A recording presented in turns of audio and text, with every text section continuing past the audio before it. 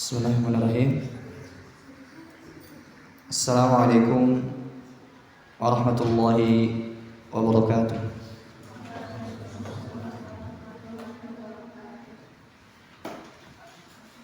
Alhamdulillahirabbil alamin. Wal 'aqibatu lil muttaqin. Wa la 'udwana illa 'alal zalimin. Asyhadu an la ilaha illallah wahdahu la syarika lah, ilahul awwalin wal akhirin, wa asyhadu anna Muhammadan 'abduhu shadiqul wa'dil amin. Amma ba'du.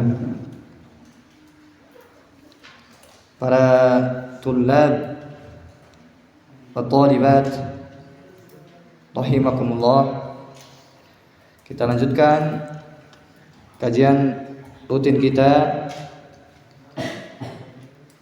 yang membahas kitab Khulasatu Ta'zimil Ilm,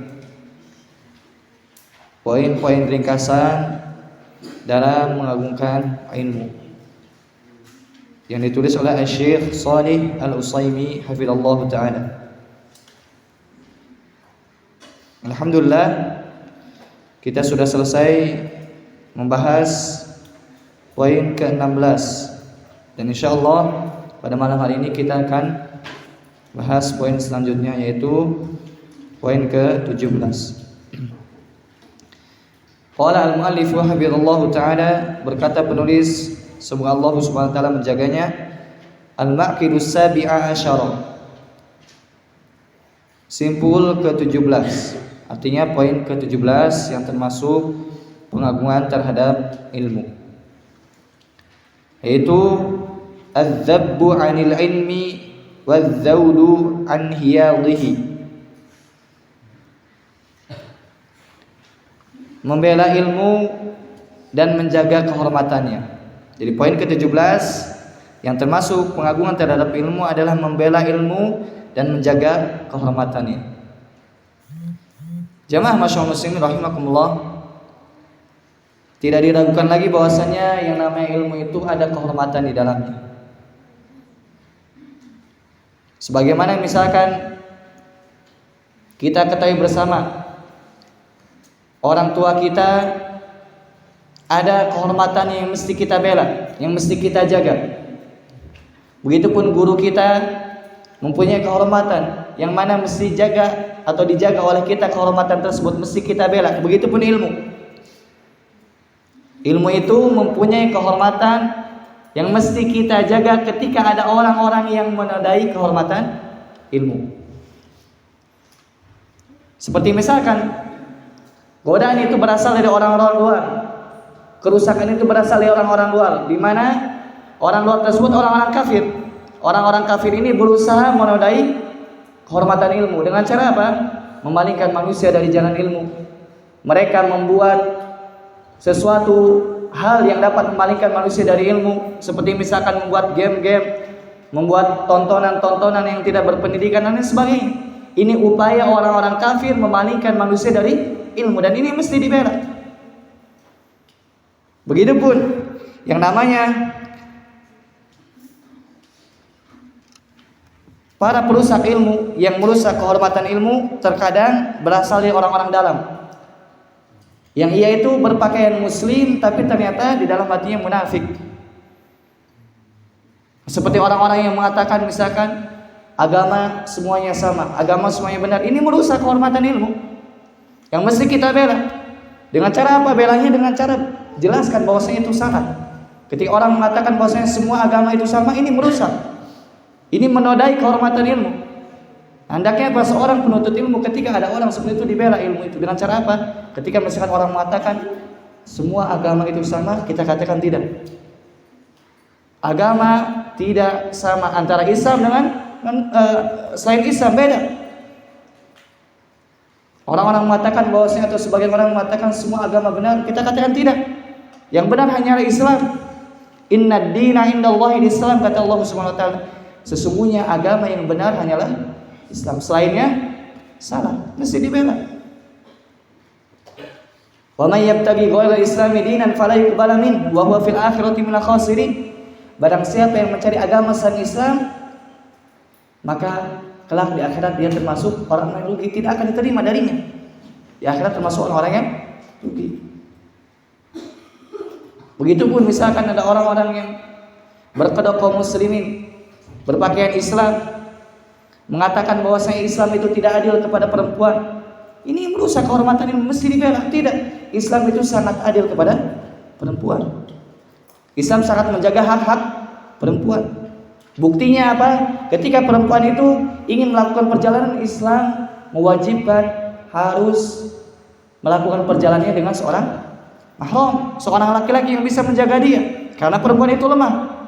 Coba bayangkan misalkan kalau ada tuan putri atau permaisuri jalan sendiri, tidak mungkin, tidak akan dibiarkan, pasti ada pengawal yang ditugaskan untuk mengawalnya. Begitupun wanita yang ada di dalam kaum muslimin, kaum muslimah itu apa? Dijaga. Meskipun misalkan sebagian musuh-musuh Islam melontarkan bahwasanya wanita di dalam Islam itu apa? Terkekang katanya. Subhanallah, terkekang bagaimana? Justru dilindungi. Hendaknya apa?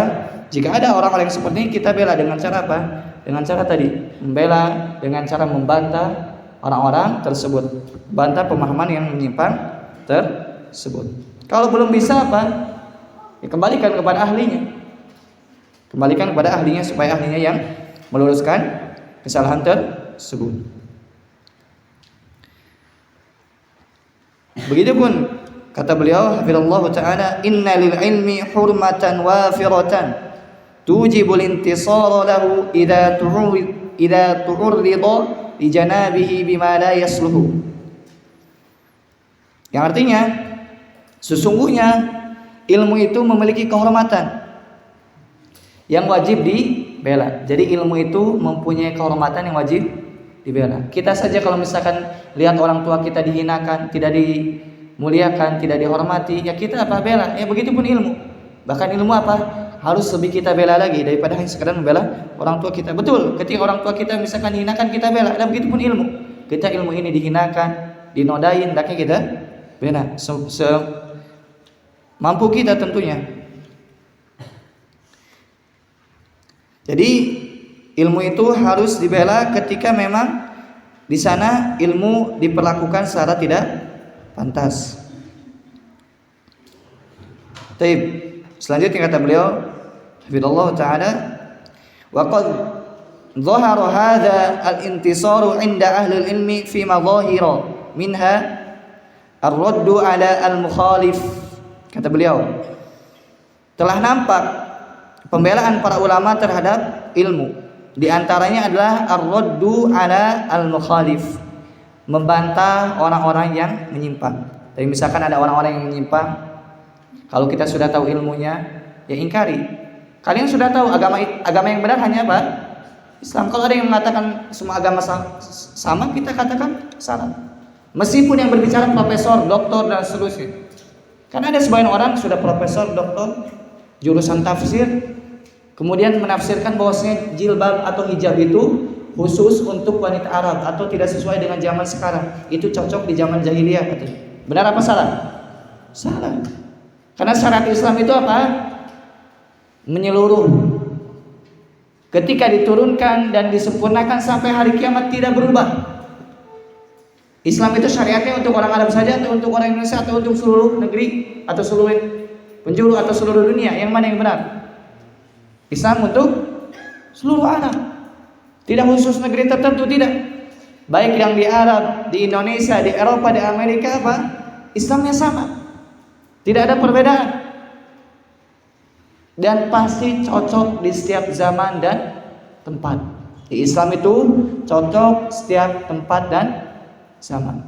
Jadi kalau misalkan ada yang mengatakan Islam tidak cocok di tempat ini, di zaman ini, kita katakan salah. Ini termasuk pembelaan terhadap ilmu.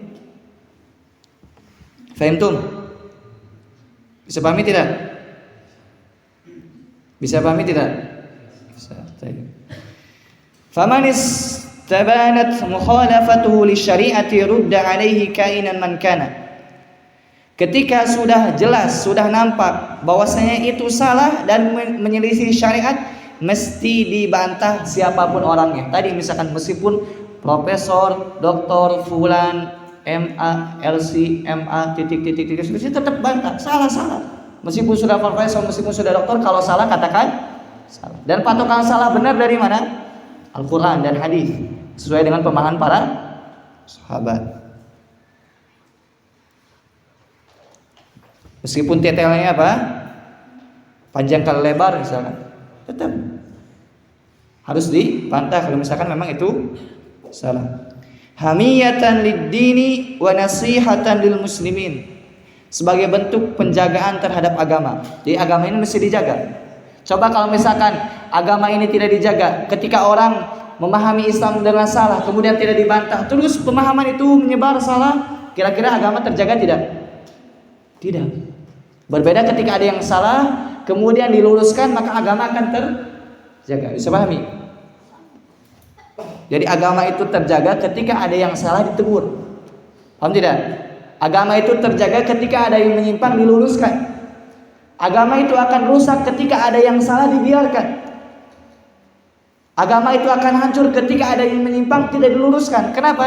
Kalau misalkan menyimpang tidak diluruskan, orang menyangkanya itu benar. Apalagi tadi yang punya gelar misalkan. Biasanya orang apa? Orang awam lihat gelarnya. Tidak dilihat apa isi dari yang ia sampaikan. Gelar penting tidak? Di zaman sekarang disebut tidak penting, tapi disebut penting dan skala prioritas tidak juga. Itu hanya segera wasilah saja. Seorang misalkan belajar mendapatkan gelar LC, MA dan itu wasilah saja. Karena terkadang ada doktor, profesor, LC, MA dia salah katakan salah. Karena yang jadi patokan itu apa? Kebenaran. Dan kebenaran bersumber dari Al-Quran dan Sunnah sesuai dengan pemahaman para sahabat. Sudah kalau menyelisih Al-Quran, katakan salah siapapun orangnya. Wa nasihatan lil muslimin, dan sikap seperti itu juga membantah orang-orang yang salah itu sebagai bentuk nasihat untuk kaum muslimin. Kaum muslimin mesti tahu mana yang benar, mana yang salah. Wa minha hajarul mubtadi', dan di antara bentuk pembelaan terhadap ilmu adalah menghajar al-mubtadi', para pelaku bid'ah. Apa itu bid'ah? Yaitu sesuatu yang menyelisihi sunnah. Jadi bid'ah itu lawan dari sunnah. Jadi sunnah di sini bukan berarti apa? Amalan sunnah, tidak. Sunnah di sini ajaran Rasul sallallahu alaihi wasallam. Jadi yang namanya bid'ah itu apa? Menyelisihi ajaran Rasul sallallahu alaihi wasallam. Dan bid'ah ini bisa terjadi pada akidah. Jadi kalau misalkan ada akidah yang menyelisihi akidah Rasul, berarti ini bid'ah di dalam akidah. Bisa pahami? Contoh misalkan Rasul meyakini Allah di atas langit. Ketika Rasul bertanya sallallahu alaihi wasallam, "Aina Allah?" kepada budak perempuan, "Di mana Allah?" Kata budak perempuan, "Fis sama," di atas langit. Rasul membenarkan. Nah, ketika ada orang yang mengingkari Allah di atas langit, berarti dia pelaku bid'ah. Dia bertentangan dengan akidah Rasul dalam masalah ini. Bisa pahami? Bisa pahami tidak? Bisa. Begitupun bid'ah bisa terjadi pada ibadah. Kalau misalkan ada ibadah dilakukan oleh orang tapi Rasul tidak mencontohkan sallallahu alaihi wasallam, berarti ini bid'ah dalam masalah ibadah. Bisa pahami? Bisa pahami tidak? Bentuk pembelaan terhadap ilmu ini dalam hal bid'ah ini gimana? Yaitu meluruskan bid'ah tersebut. Kita katakan itu tidak diajarkan Rasul. Kita katakan itu tidak diyakini Rasul. Bisa pahami? Bisa pahami tidak? Berat tidak pembahasannya? Tidak kan? Udah insyaallah. Akhwat, bisa pahami tidak? Baik. Nanti kalau berat dan pusing bisa minum obat bodrek biar tidak pusing. Baik. Dzakarahu Abu Ya'la Al-Farra ijma'an, bahwasanya membantah ahlu bid'ah, meluruskan penyimpangan mereka adalah sesuatu yang disepakati oleh para ulama. Jadi boleh ketika seorang misalkan meluruskan orang lain dan dia salah. Fala yu'khadul ilmu anil ahli bid'ah an ahli bidah. tidak diambil ilmu dari para pelaku bid'ah. Apa? Tidak diambil ilmu dari pelaku bid'ah. Kecuali jika tidak ada lagi. Misalkan kalian di kampung mau belajar bahasa Arab, contoh saja, mau belajar tajwid, kemudian tidak ada guru yang mengajarkan, guru yang dikenal pengikut sunnah, menjalankan sunnah Nabi SAW, tidak ada di kampung kalian, maka secara terpaksa boleh kalian mengambil ilmu dari pelaku bid'ah dengan catatan tadi, hanya bahasa Arab, hanya tajwid, tidak masalah akidah.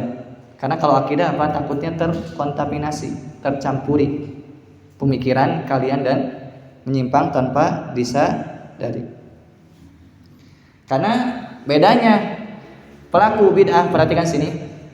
Bedanya pelaku bid'ah sama pelaku maksiat itu, ada yang tahu apa bedanya? Nanti dapat hadiah, baik ikhwan ataupun akhwat. Apa perbedaan pelaku bid'ah dan maksiat, biar tahu. Karena ini pembahasan sedang itu. Yang tahu tidak? Bid'ah tadi apa? Sesuatu yang mengisi Rasul, baik akidah maupun ibadah. Perbedaan dengan ahlul maksiat apa? Kalau pelaku bid'ah itu mereka menyangka di atas kebenaran. Karena bid'ah itu berkaitan dengan ibadah, betul tidak? Betul. Orang yang melakukan bid'ah, dia sangat begitu semangat. Kenapa mereka begitu semangat? Karena dia meyakini itu bagian agama dan dapat pahala, betul tidak? Coba misalkan orang yang pelaku maksiat, dia meyakini ketika maksiat dapat pahala tidak? Tidak, dia tahu dia salah. Bisa dipahami tidak? Taib, ambil contoh. Misalkan bid'ah amaliyah dalam masalah ibadah, bid'ah maulid Nabi SAW. Pernah dengar? Pernah tidak? Ada acara seperti ini tidak? Banyak. Nah, orang yang melaksanakan ini, dia apa? Melaksanakan sesuatu yang tidak dicontohkan oleh Rasul SAW. Betul tidak? Betul, baca sejarah, Rasul tidak melakukan ini. Jangan Rasul, Abu Bakar, Umar, Utsman, Ali, tabi'in tidak melakukan yang namanya maulid Nabi Muhammad SAW. Nah, ketika orang melaksanakan maulid Nabi SAW, mereka menyangka di atas kebenaran atau tidak? Menyangka. Berbeda dengan orang yang dia minum khamar, kira-kira dia menyangka di atas kebenaran tidak? Tidak. Oleh karenanya apa? Orang yang melakukan bid'ah itu rata-rata kuat mereka, saya melakukan ibadah, saya di atas petunjuk. Tapi orang yang melakukan minum khamar tadi apa? Dia mengaku salah, dia itu mengakui bahwasanya itu maksiat. Jadi kemungkinan tobatnya lebih besar daripada pelaku bid'ah. Bisa pahami? Tapi tentu kalian juga harus berlemah lembut kepada kaum muslimin. Jangan sampai lagi acara seperti itu ditujuk-tujuk bid'ah, enggak. Tetap berlaku baik, dalam artian kita ingkari, kalau misalkan belum ini ya tetap bermuamalah baik, terutama tetangga kita. Adapun misalkan sebagian ibu kita masih ada yang melakukan itu, kita berbuat baik kepada mereka dengan cara apa? Ya berakhlak mulia, kemudian tetap ingkarinya dengan cara yang baik. Jangan sampai apa? Sembrono, sembarangan. Tapi jangan sampai ikutan acara seperti itu. Bisa pahami?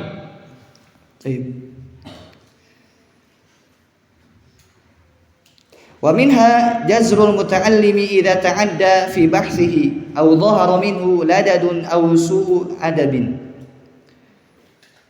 Di antara bentuk membela kehormatan ilmu, jika ada murid yang kurang ajar, tidak sopan, maka boleh dihardik atau bahkan diusir, boleh.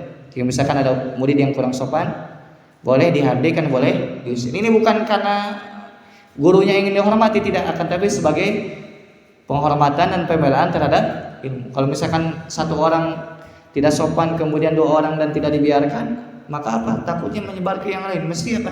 Sudah, pergi saja satu orang tersebut dan yang lain kondusif. Bisa dipahami? Baik. Wa in ihtajal muallimu ila ikhrajil muta'allimi min majlisi jazran lahu falyaf'al. Jika seorang guru butuh untuk mengusir muridnya karena memang dia kurang baik, maka silahkan, tidak jadi masalah. Karena pernah di zaman Imam Malik, siapa yang tahu Imam Malik? Beliau salah satu imam 4 mazhab. Ada yang bertanya sesuatu yang mestinya tidak dipertanyakan, ya ini harusnya diyakini. Ada bertanya kepada Imam Malik, dia masuk ke majelisnya kemudian bertanya tentang hal-hal yang harusnya sudah diyakini. Ada yang tahu bertanya tentang apa? Ada yang tahu? Kata orang tersebut kepada Imam Malik, "Ya Imam." Perhatikan sini. "Ya Imam, Allah SWT berfirman, qala Allahu Ar-Rahmanu 'alal 'arsy istawa." Wahai Imam, Allah berfirman bahwasanya yang Maha Penyayang istiwa 'alal 'arsy, tinggi menetap di atas arsy. Kata orang tersebut, "Kaifastawa?" Wahai Imam, bagaimana istiwanya? Lihat pertanyaannya. Menanyakan bagaimana istiwanya. Imam Malik marah. Al-istiwa'u ma'lum, kata Imam Malik.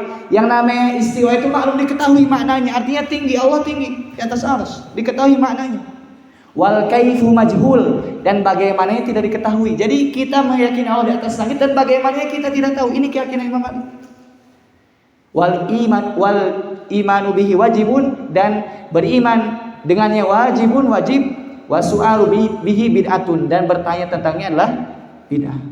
Imam Malik marah, kemudian diusir laki-laki tersebut karena penyimpangan di dalam pemikirannya. Dia mulai membagaimanakan Allah. Sudah, Allah itu tidak dibagaimanakan. Kalau Allah memberitakan sudah yakini tanpa ditanyakan bagaimana sudah yakini. Amantu wa shadaqtu, saya meyakini dan saya benarkan. Bisa pahami? Baik. Dan ini sudah dicontohkan oleh para ulama banyak. Ketika muridnya kurang sopan, boleh diusir. Di sini insya Allah murid-muridnya saleh dan solehat insya Allah. Amin. Taib. Wa qad yuzzaru al-muta'allimu bi adam al-iqbali alaihi wa tarki ijabatihi, dan terkadang bentuk menghajar atau menghardik seorang murid ketika tidak sopan apa? Dengan cara mendiamkannya, tidak dianggap. Itu bentuk apa? Pendidikan kepada seorang murid yang kurang sopan. Wa tarki ijabatihi, dan tidak menjawabnya. Kalau menjawab macam-macam, jangan dijawab. Fasukutu jawabun, diamnya kita itu termasuk dari jawaban. Dan kata penulis Habibullah Ta'ala, wa ra'ayna hadza katsiran min jama'atin minasyuyukh minhumul allamatu Ibnu Baz. Kata penulis Habibullah Ta'ala, dan kami telah saksikan banyak guru-guru kami itu seperti itu. Ketika ditanya perkara-perkara yang tidak bermanfaat, maka taraka syekhu ijabatahu, meninggalkan soal tersebut, tidak dijawab. Wa amarul qari an yuwasila aw yuwasila qira'atahu, dan menyuruh pembaca itu untuk melanjutkan bacaannya, tidak menjawab dan tidak menghiraukan pertanyaan yang tidak cocok tersebut. Faham tuh? Baik, ini ke 17. Kita masuk ke poin 18.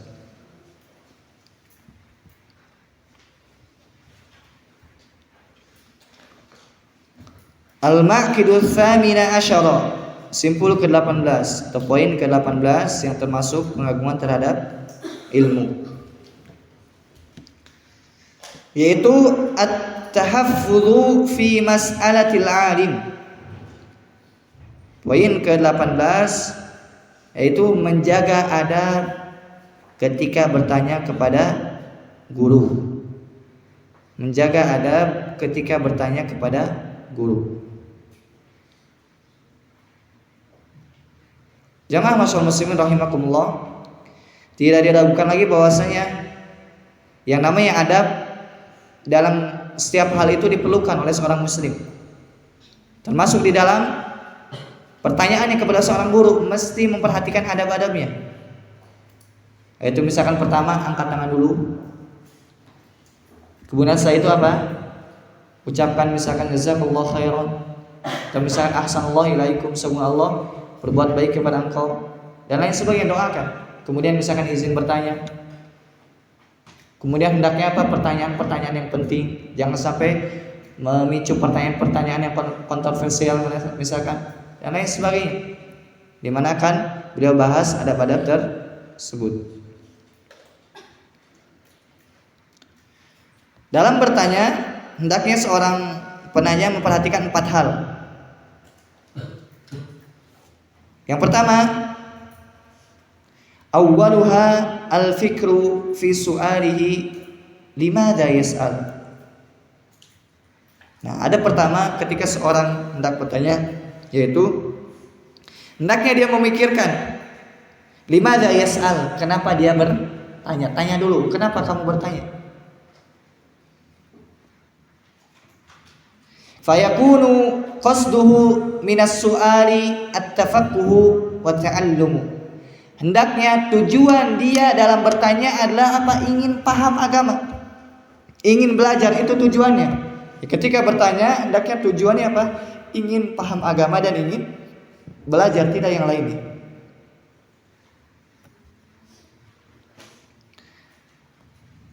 Fa inna man sa'a qasduhu fi su'alihi yuhramu barakatal ilmi.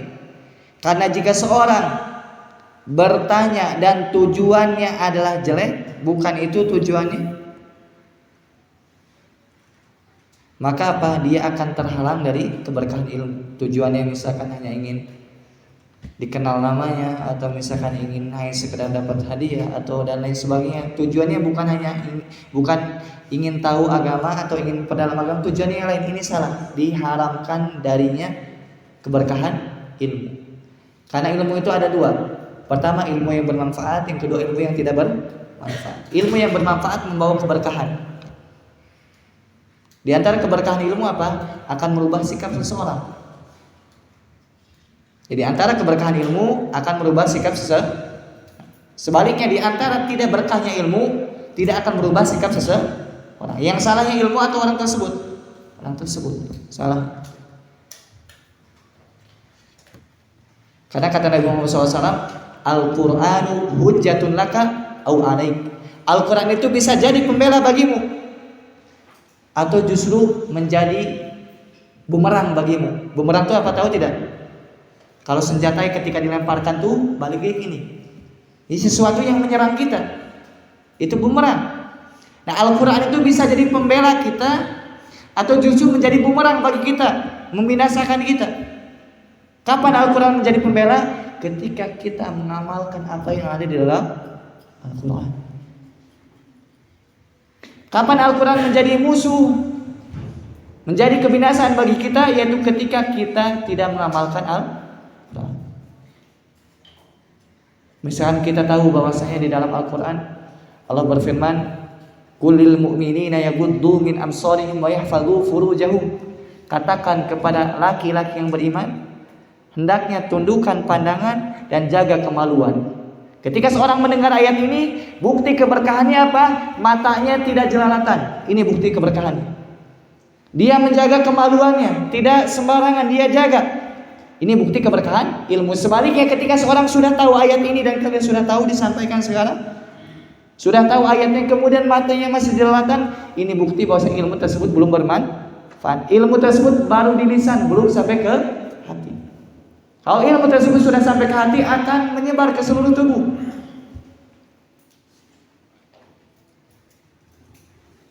Hendaknya apa? Ilmu kita itu sampai ke dalam hati, bukan yang sekedar lisan. Betapa banyak orang pintar itu, banyak sekali. Bahkan orang-orang kafir pun banyak yang pintar. Ada yang hafal Quran, ada yang hafal hadis. Bahkan orang kafir itu menulis kayak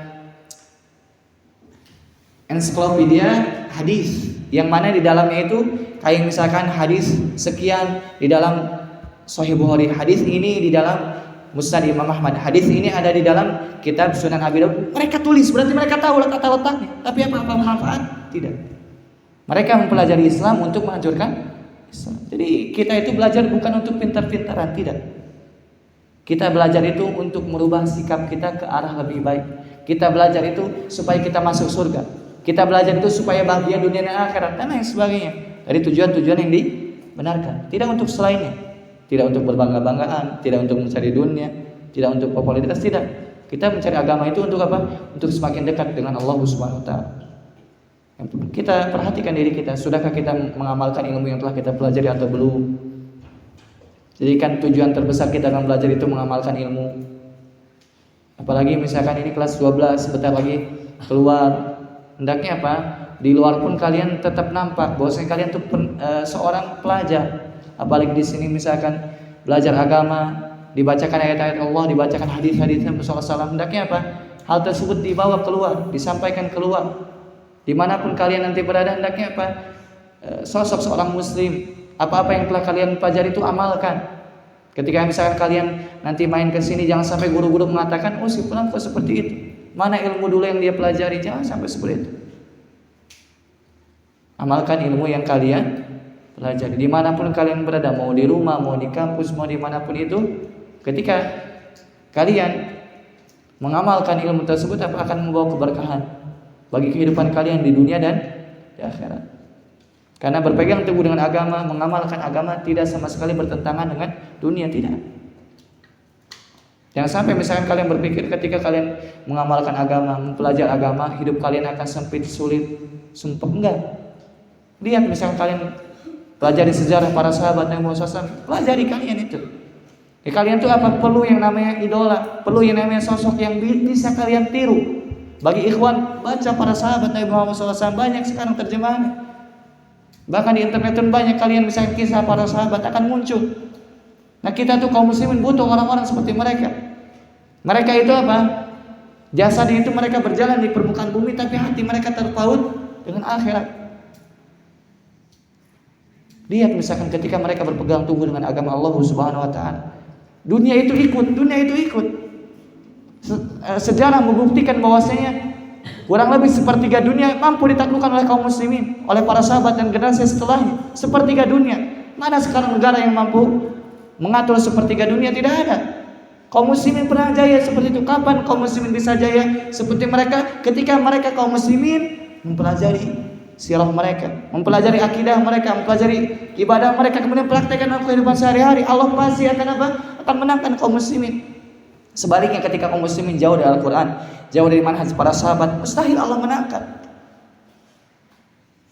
Oleh karena apa? Baca tentang para sahabat, pelajari tentang mereka, jadikan mereka itu idola. Tidak butuh yang namanya idola orang-orang kafir. Tidak butuh. Kita itu idola kaum muslimin apa? Mereka Nabi SAW, para sahabat, para tabi'in. Begitupun misalkan para akhwat, hendaknya apa? Baca sirah tentang sahabiyat, para tabi, para sahabiyat, yang mana mereka itu panutan bagi perempuan, di mana hidup mereka itu apa? Luar biasa. Karena dengan membaca kisah apa? Akan terdorong, akan termotivasi. Kita tidak bisa seperti mereka, tapi minimal apa? Contoh sedikit demi sedikit. Baik. Itu yang pertama. Kemudian yang kedua, adab dalam bertanya adalah al-aslu tsani at-tafaddunu ila ma yas'alu anhu. Hendaknya apa? Ketika dia bertanya itu memang ingin paham. Ketika dia bertanya memang ingin paham. Dia bertanya sesuatu yang bermanfaat. Fala tas'al amma la naf'a fihi. Jangan sampai bertanya dalam hal-hal yang tidak bermanfaat. Jika bermanfaat, tanyakan. Imma bin nadhari ila halika au bin nadhari ila al-mas'alah nafsi. Bisa jadi manfaatnya untuk diri yang bertanya, atau misalkan memang permasalahan-permasalahan tersebut apa ingin ia tanyakan karena memang berkaitan dengan dirinya, dengan keadaannya. Taib, sekarang contoh pertanyaan-pertanyaan yang tidak bermanfaat. Contoh pertanyaan-pertanyaan yang tidak bermanfaat. Wa misluhu as-su'alu amma lam yaqa, yaitu bertanya terhadap sesuatu yang belum terjadi. Ini tidak bermanfaat. Termasuk pertanyaan yang tidak bermanfaat, bertanya tentang sesuatu yang belum terjadi. Contohnya apa? Ya Syekh, ya Ustaz, jika kita berada di planet Mars, kita sholat kemana? Sudah kejadian belum? Belum. Kalau kalian pernah ke Mars, balik lagi ke bumi, nanti tanyakan kalau ke Mars lagi gitu. Jadi sebagian orang bersulit-sulit. Ya Syekh, kalau saya nanti ke planet Jupiter, kemudian nanti saya waktu sholatnya gimana? Atau ngadap sholatnya kemana? Karena kiblat itu di mana? Di bumi, betul tidak? Di bumi, Ka'bah itu di bumi. Nah orang tersebut bersusah-susah bagaimana nanti saya kalau di planet Mars sholatnya ngadap mana? Atau waktunya seperti apa? Jawabannya apa? Nanti kalau kalian sudah di Mars, tanyakan kepada saya. Telepon. Saya sudah di Mars, Ini saya mau sholat, ngadep kemana? Atau ini sudah masuk waktu sholat atau belum? Dan seterusnya. Bisa pahami? Bisa pahami tidak? Baik. Jadi termasuk yang tidak bermanfaat adalah bertanya sesuatu hal yang belum terjadi.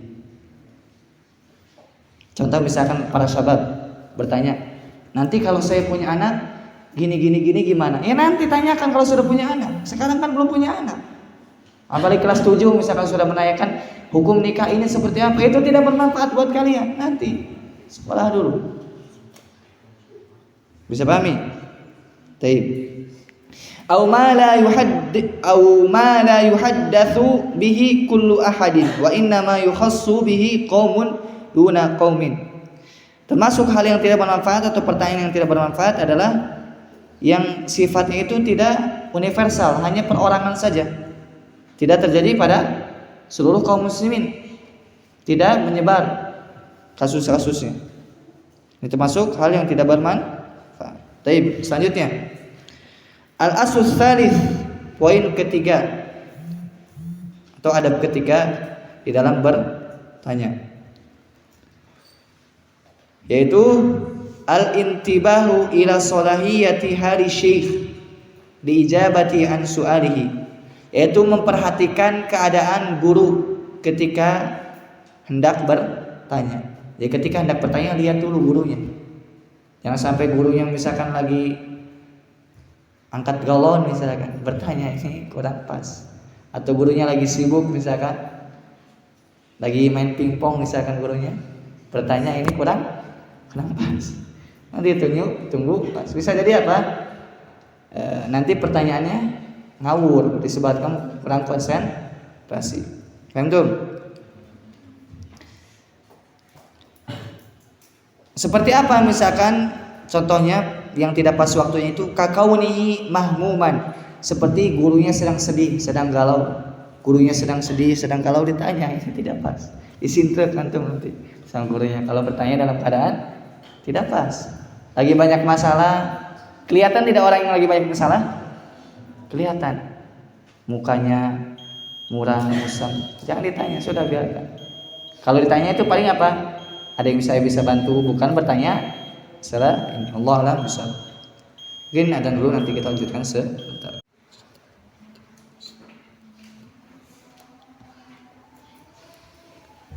Tapi kita lanjutkan sebentar. Termasuk kesalahan yaitu bertanya kepada guru ketika guru itu mutafakkiran, banyak pikiran. Guru itu sedang banyak pikiran. Ini juga tidak pas dan tidak cocok. Au masyan fi tariq, atau guru itu ketika berjalan. Ini juga kurang pas. Au raqiban sayyaratahu, atau gurunya sedang naik mobil misalnya. Tapi misalkan lihat kondisi, kalau misalkan naik mobil ternyata gurunya memang lagi santai, kemudian tidak nyetir juga misalkan kelihatan santai, atau ketika jalan juga misalkan gurunya lagi terlihat tidak banyak pikiran, atau kalau misalkan silakan bertanya atau izin dulu misalkan, boleh nggak saya bertanya, misalkan, izin bertanya, sebagai bal yatahayyanu tiba nafsi, tunggu sampai guru tersebut apa, lapang jiwanya, boleh bertanya. Baik, selanjutnya yang terakhir, adab yang keempat, al-asrabi, adab keempat untuk atau ketika bertanya, tayaqqudhu as-sa'ili ila kayfiyah su'alihi.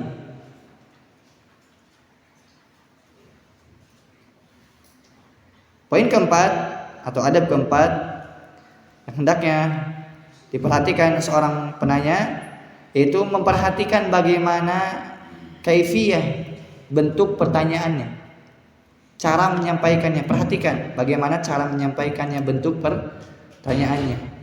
Bi ikhrajihi fi suratin hasanatin muta'addibah, dengan cara apa? Bertanya dengan kata-kata yang baik, bertanya dengan penuh adab. Jangan sampai teriak-teriak misalnya. Dengan penuh adab dalam bertanya. Nah, ketika seorang bertanya kepada guru dengan penuh adab, pasti guru pun apa? Akan memberikan sebaik-baiknya ilmu yang ia miliki. Berbeda dengan misalkan murid tidak perhatian, ketika bertanya tidak memperhatikan adab, guru juga mungkin malas untuk menjawab pertanyaan murid tersebut.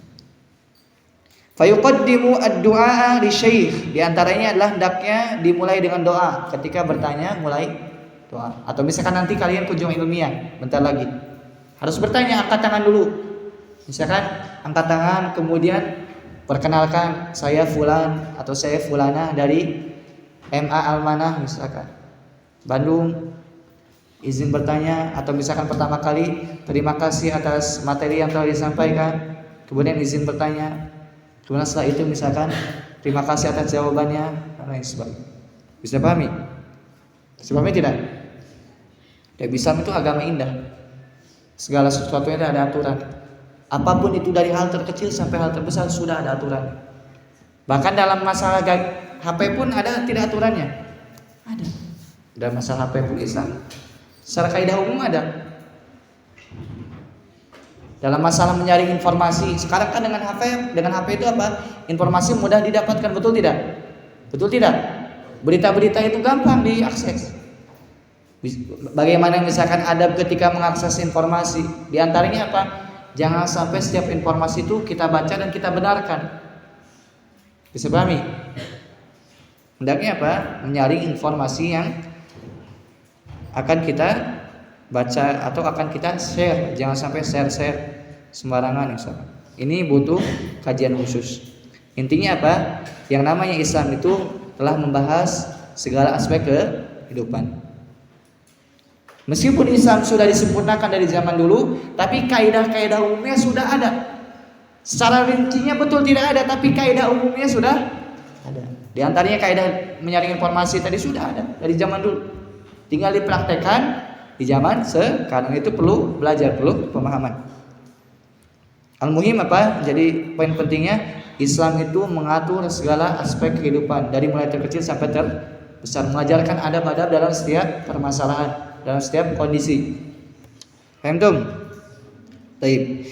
Wala takunu mukhatabatuhu atau mukhatabatahu lahu ka mukhatabatihi ahlasu. Jangan sampai berbicara kepada guru sebagaimana berbicara dengan orang-orang pasar.